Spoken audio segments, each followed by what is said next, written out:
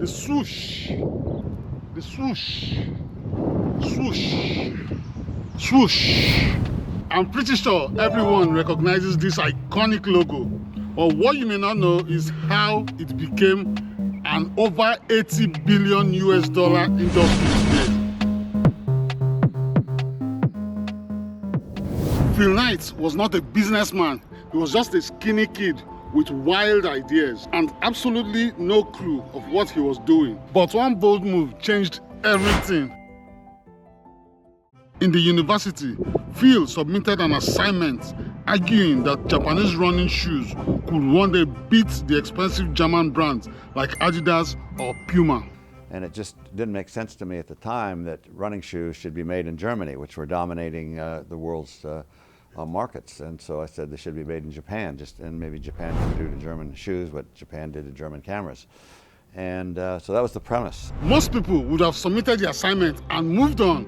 But Phil did not. He flew all the way to Japan to look for a shoe company that could challenge Puma and Adidas in America. The Onitsuka company had made a shoe called, the brand called Tiger, which seemed to have the most promise. The brand we now know today as ASICS or ASICS or ASICS. So I called them up and they said, come on out. And it was, and here I was 24 years old and real shy. And I got to go sell them on exporting some shoes to him. Well, there was just one problem.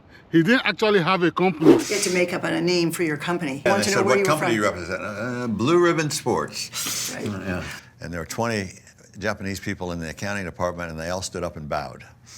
And I thought, oh boy, they think I'm a big shot. And when we started talking shoes, it got real interesting because they were passionate about shoes. And they had thought about selling shoes in the United States, but hadn't done so yet. But they'd had some samples that showed some promise, and that's when I put in an order for a dozen pair of samples.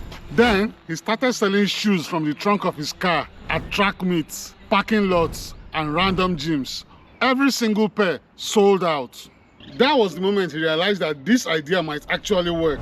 Blue Ribbon Sports grew quickly, but problems came really fast. Onitsuka Tigers tried to cut Phil out of the business, so he took the riskiest decision of his life. He started selling his own brand.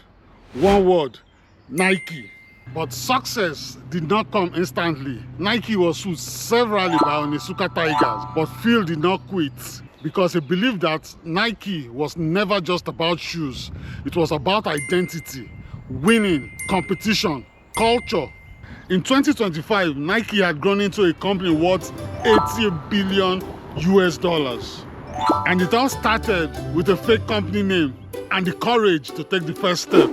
That's how dreams begin. And that's how ordinary people build extraordinary things. Let that sink.